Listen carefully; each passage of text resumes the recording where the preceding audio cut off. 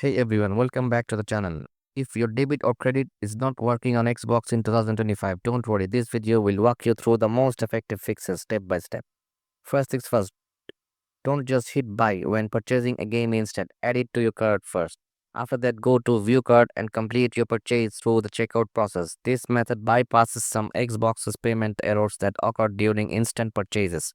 Still not working? Let's dig deeper. Press the home button, go to settings and navigate to the system, language and location. Make sure your location matches the billing info on your card. For example, if you have not been in your region in the United States, enter a valid US city and zip code. If your actual country is not supported on Xbox, switching to a supported one like the US might help your payment go through. Next, clear your Xbox's cache. Just turn off the console, unplug it from the wall for a minute, then plug it back and power it on. This can fix random glitches that interface with the payments or interfere with payments. Now go to account, payment, billing, payment options. If you have multiple cards saved, try deleting all of them, then re-add just one. Xbox sometimes struggles when too many payment methods are listed.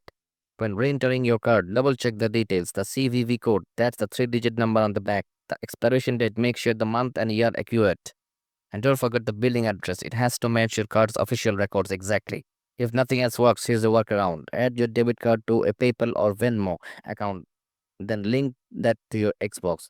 This bypasses the card entry entirely and even solve the issues. Try this step one at a time, and your payment should go through smoothly.